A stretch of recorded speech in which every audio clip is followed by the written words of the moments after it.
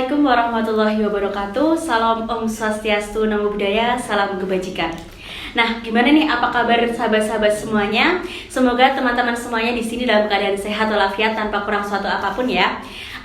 Mengingat saat ini pandemi COVID memang sedang naik-naiknya nih peningkatan kasus COVID-nya. Semoga teman-teman juga tetap selalu menjaga protokol kesehatan dan juga menjaga kesehatan teman-teman agar kesehatan daya tahan tubuh teman-teman tetap sehat dan terhindar dari segala penyakit apapun. Nah, pada kesempatan ini kami kembali lagi di Rumah Atap, Ruang Mahasiswa Administrasi Pendidikan di podcast. Nah, oleh karena itu pada kesempatan ini kita akan membahas mengenai tema yang cukup menarik nih teman-teman semuanya. Nah, temanya apa? Temanya di sini adalah mengenai bagaimana sih menjadi seorang mahasiswa yang berkualitas walaupun dia mengikuti organisasi tetapi juga masih bisa tetap eksisten dalam berkuliahnya. Oleh karena itu saat ini saya telah dibersamai oleh Mas Nofrizal Hidayat. Mas Nofrizal ini adalah Ketua Himpunan Mahasiswa Administrasi Pendidikan di tahun 2019 ya Mas ya. Di tahun 2019. Nih gimana nih, apa kabar Mas Rizal? Bagaimana kabarnya hari ini? Baik, Marita, alhamdulillah sehat. Alhamdulillah. Nah, mungkin Mas Rizal boleh memperkenalkan diri terlebih dahulu untuk teman-teman semuanya. Halo teman-teman semuanya, perkenalkan aku Ahmad Nofrizal Hidayat, biasa dipanggil Rizal dari Manajemen Pendidikan angkatan 2017. Salam kenal semuanya. Oke. Nah, bahagia ya Mas ya keadaannya saat ini? Alhamdulillah. Bahagia. Senang ya? Senang. Sehat Mas, sehat ya? Sehat. Alhamdulillah sehat. Nah, untuk saat ini Mas Rizal nih kalau boleh tahu aktif atau keaktifan kegiatannya selama pandemi ini di apa Mas? Kegiatannya sehari-hari atau di organisasi mana kayak gitu? Kalau aktif, aku sekarang aktif di apa ya? Ya baru aktif jualan tanaman. Jualan tanaman. Kalau organisasi ya aktif di GMNI UNJ sama bikin sanggar belajar di rumah. Sanggar belajar. Jadi Mas Nofrizal ini mempunyai aktif jualan-jualan tanaman ya, dan juga memiliki sanggar belajar di rumah seperti itu. Nah, mantap banget ya dalam ini ya kayak meluangkan waktu di selama pandemi ini, mengisi waktu luang di pandemi ini, Mas Nofrizal memiliki kegiatan di sanggar belajar di rumah. Selain itu juga aktif berjualan kayak gitu. Nah, kalau boleh tahu nih Mas, jualannya tekunnya namanya apa? Mungkin bisa branding nih teman-teman. Boleh kalau di Tokopedia bisa search helloplantlovers.id itu. Nah, bisa dibeli di Tokopedia ya Mas ya mengenai tanaman-tanaman. Iya. Nah, selain itu nih kan kita tahu ya bahwasanya Mas Nofrizal ini dulunya aktif di organisasi kampus, kemudian di himpunan mahasiswa, di ketua himpunan mahasiswa di tahun 2019. Nah, kalau menurut Mas Nofrizal ini urgensi sendiri ketika kita mengikuti organisasi itu seperti apa Mas? Oke, kalau bicara urgensi ya, tiap orang pasti akan beda-beda menjawab seberapa prioritaskah ikut organisasi gitu. PR mahasiswa saat ini kulihat ketika mahasiswa memutuskan untuk gabung organisasi adalah mereka belum tahu apa yang ingin diambil dari ikut organisasi. Nah, PR terbesarnya adalah teman-teman sebelum masuk organisasi itu harus tahu dulu apa keinginan teman-teman, apa yang ingin teman-teman ketahui, apa yang teman-teman ingin pelajari ikut organisasi. Bukan hanya akhirnya ikut teman-temannya, ikut-ikutan biar eksis lah dan lain-lain. Itu pikiran-pikiran yang kira harus dihindari. Nah, seberapa urgent ketika pertanyaannya adalah seberapa urgent, akan urgent ketika teman-teman memang membutuhkan pengalaman ataupun pengetahuan ketika ikut organisasi, dan teman-teman belum dapat pengalaman itu dimanapun. Nah, itu kan menjadi urgent ketika sudah sampai titik itu gitu. Jadi ketika teman-teman sudah paham diri teman-teman sendiri pengennya apa, pengen belajar apa dan lain-lain, itu akan menjadi urgent ikut organisasi kayak gitu. Oke, jadi ketika kita sebelum mengikuti organisasi, kita juga harus tahu ya niat kita mengikuti organisasi tersebut agar kita juga mendapatkan manfaat ya Mas dari mengikuti ke organisasi tersebut. Nah, mantap sekali. Nah, kemudian kalau menurut Mas Nofrizal sendiri nih, apa sih manfaat kita ketika kita mengikuti organisasi ini ataupun mengikuti kegiatan-kegiatan di luar perkuliahan untuk meningkatkan skill mahasiswa, Mas? Oke, yang kita dapatkan di organisasi luar perkuliahan ya, itu adalah soft skills misal public speaking, menjalin relasi dengan yang lain, berpikir kritis dan lain, walaupun akhirnya itu bisa didapatkan juga di dalam perkuliahan, tapi praktek langsung dengan orang-orang lain, dengan proyek ataupun program kerja itu akan dilaksanakan di luar perkuliahan. Nah, ketika teman-teman akhirnya berkutat di pembelajaran kampus saja, itu teman-teman hanya fokus untuk kuliah saja, di akademik saja, teman-teman akhirnya kurang begitu paham dunia luar itu seperti apa. Nah, ketika teman-teman ingin mencoba mengeksplor pengetahuan ataupun keinginan teman-teman berproses, aktualisasi diri lebih tepatnya, seberapa sih kemampuanku akhirnya di dalam pembelajaran kita praktekkan langsung di luar. Nah, itu salah satu jalannya adalah ikut organisasi. Oke, jadi ketika kita mengikuti organisasi, kita juga pada intinya kita juga mengaktualisasikan diri kita, mempraktekkan apa yang kita dapatkan di perkuliahan ya Mas ya. Nah, itu menjadi poin plus ketika kita mengikuti organisasi, karena tidak semua mahasiswa atau tidak semua orang bisa untuk terlibat dalam satu organisasi ya Mas ya. Iya. Nah, kemudian ketika kita nanti menjadi mahasiswa, apalagi ketika mahasiswa baru ya, itu kan semangatnya untuk mengikuti organisasi itu juga tinggi. Banyak dari mereka itu justru kayak banyak mengikuti organisasi dan bahkan lebih ya dari 1 atau 2, bahkan ada yang 4, 5. Nah, kalau menurut Mas Rizal sendiri ketika kita mengikuti organisasi nih, hal apa sih yang harus kita persiapkan dan apa yang harus kita lakukan ketika kita sudah terjun langsung dalam berorganisasi? Oke. Pertama kita harus melihat prioritas diri dulu. Misal akhirnya teman-teman di dalam strata ekonomi yang kekurangan, dalam artian teman-teman masih dibatasi keuangannya, berarti teman-teman akhirnya coba untuk mengaktualisasi diri dengan mengikuti organisasi yang profit. Itu akhirnya prioritas teman-teman akhirnya ketika strata ekonominya itu aman, dalam artian orang tua teman-teman ataupun yang membiayai teman-teman kuliah itu sudah atapnya sudah monggo nak belajar wis rasa mikir duit kayak gitu, aman dalam artian strata ekonomi aman.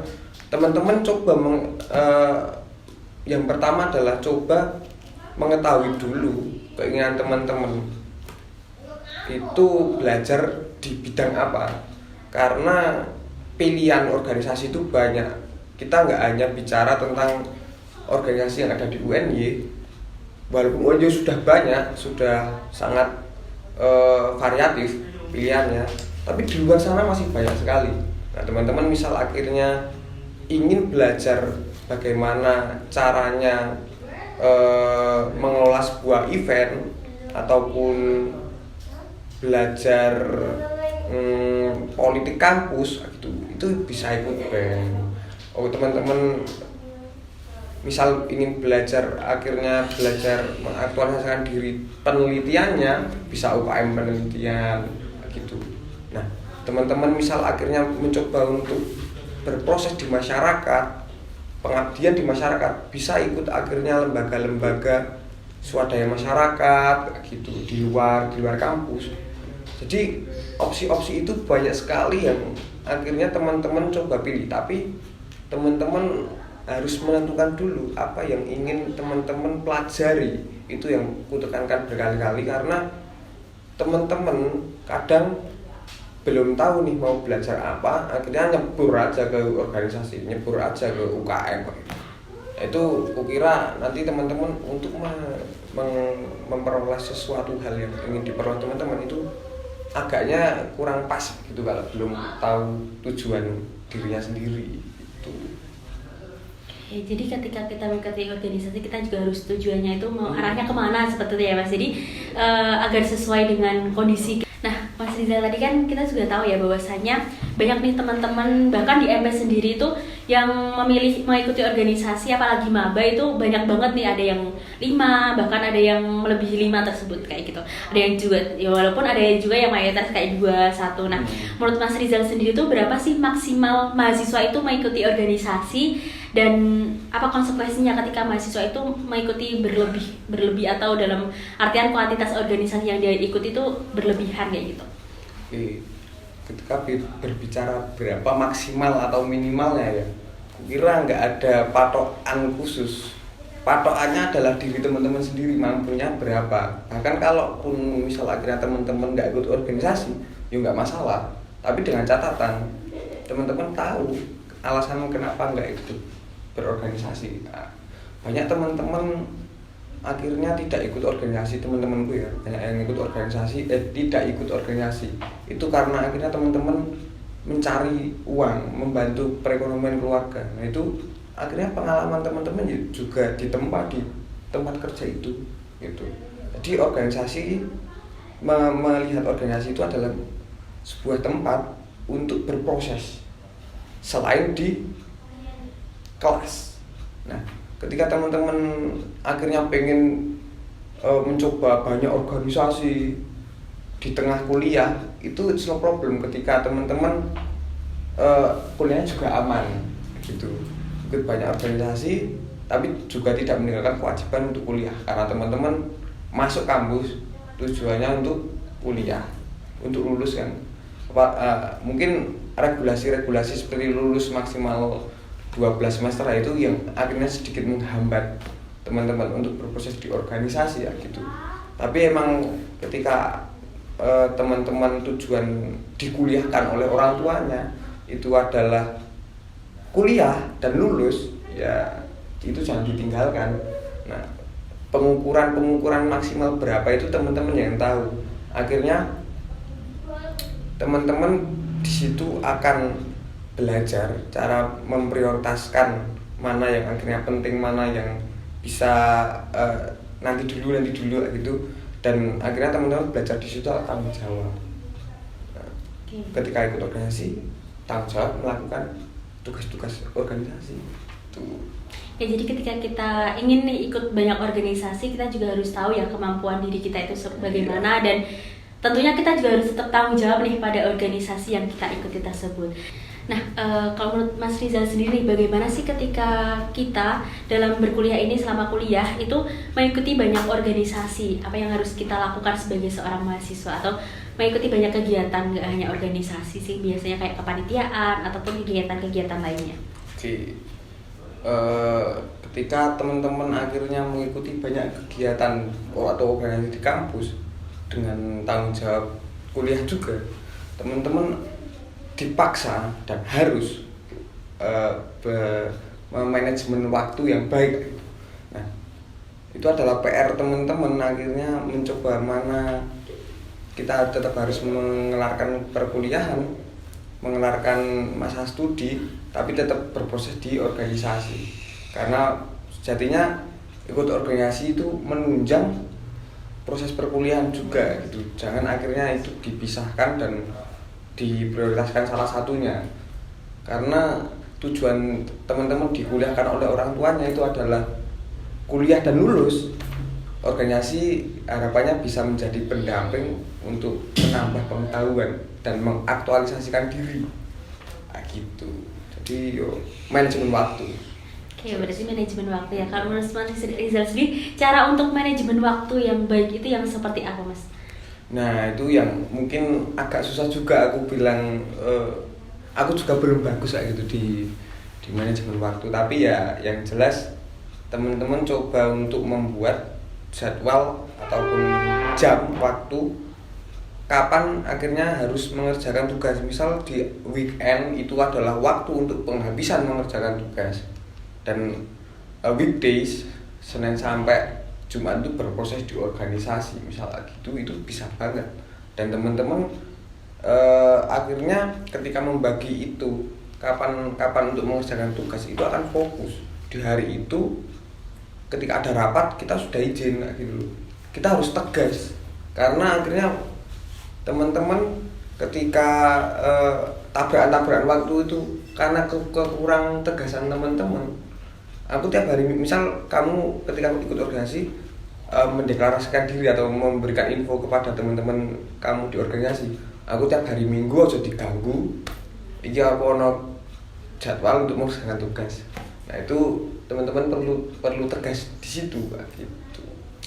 Oke, jadi ketika kita membuat jadwal ya, ketika kita harus manajemen waktu, kita juga harus membuat jadwal atau skala prioritas dalam penjadwalan tersebut. Betul. Dan harus tegas juga ketika kita sudah membuat jadwal itu ya Mas ya.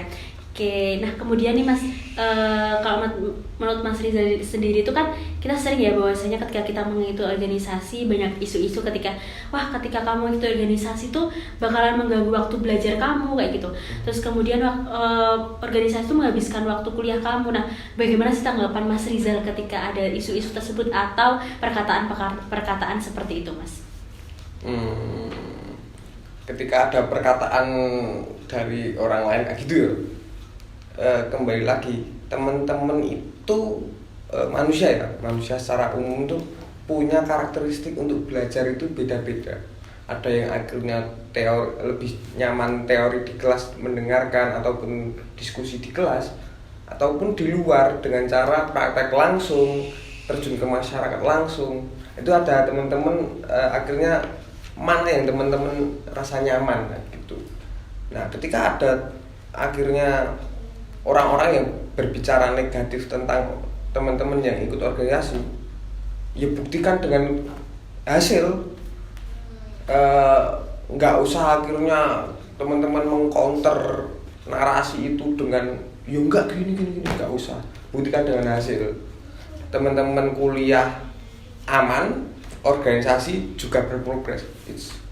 Teman-teman itu berprestasi, yes, menjawab semuanya.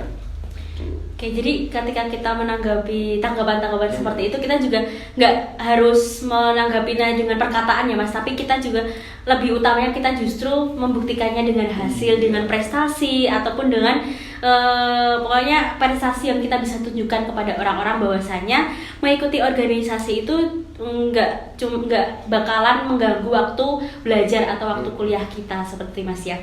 Nah kemudian nih Mas, bagaimana sih tips dan trik Mas Rizal ketika kita harus memilih organisasi yang baik untuk kita kayak gitu? Kembali lagi ke awal tadi ya, ketika sebelum memilih organisasi yang ingin kita ikuti, kita diri teman-teman itu perlu mengetahui apa sih yang diinginkan teman-teman. Teman-teman pengen jadi apa? Itu minimal, karena aku masih melihat banyak mahasiswa sekarang itu masih kalau ditanyain cita-cita masih bingung. Misal aku tanya aku Merita, cita-citamu apa Mer? Menteri Pendidikan. Nah, berarti kan akhirnya Merita berproses di pendidikan, ikut organisasi yang banyak membahas isu-isu pendidikan ataupun praktek langsung di pendidikan kayak gitu kan. Nah, yaitu akhirnya teman-teman coba gali lagi cita-cita teman-teman, keinginan teman-teman itu apa. Misal akhirnya teman-teman ingin jadi politisi, ya ikut organisasi-organisasi yang belajar politik, BEM misal, mencalonkan diri menjadi ketua BEM, ketua HIMA gitu. Itu proses belajar itu di situ. Nah, kalau teman-teman akhirnya nggak tahu mau belajar apa, cari tahu dulu. Kalau belum tahu, cari tahu lagi. Kalau belum tahu, tanya gitu. Karena kalau teman-teman akhirnya nggak tahu apa yang ingin dicapai dan udah masuk aja tuh ke UKM atau udah masuk aja tuh ke HIMA, yo ada dua kemungkinan: kesasar terus akhirnya tidak dapat apa-apa dan malah bisa dapat apa-apa karena akhirnya teman-teman mengulik dalam dan ketemu.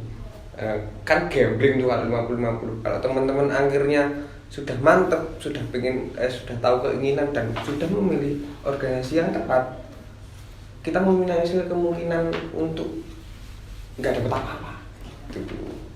Oke, jadi ketika kita memilih tips dan triknya ketika kita akan mengikuti organisasi, kita harus tahu dulu nih tujuan kita itu arahnya mau kemana, cita-cita kita itu mau kemana, agar kita juga belajarnya di sana mendapatkan yang lebih ya Mas ya, dan terhindar dari hal-hal yang merugikan bagi kita sendiri gitu ya Mas ya.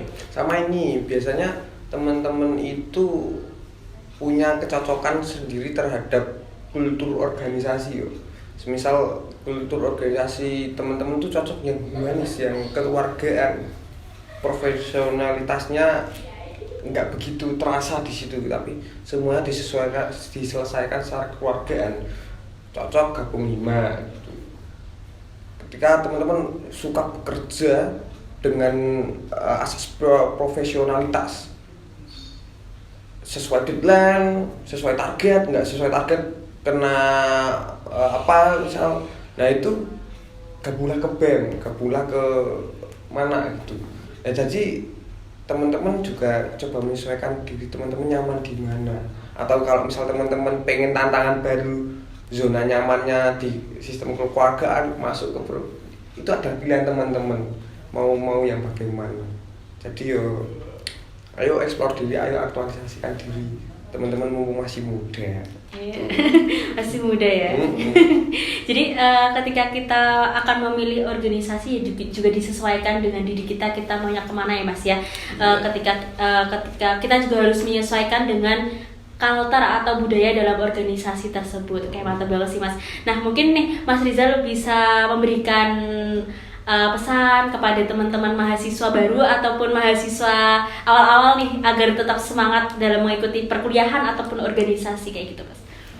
Memaknai kehidupan kampus itu adalah teman-teman ibarat di dalam sebuah laboratorium belajar, teman-teman akhirnya coba mengeksplor apa saja, mencoba praktek apa saja, dan salah nggak apa-apa.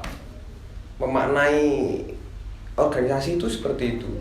Akhirnya teman-teman ketika memaknai organisasi sebagai sebuah praktek, sebuah berproses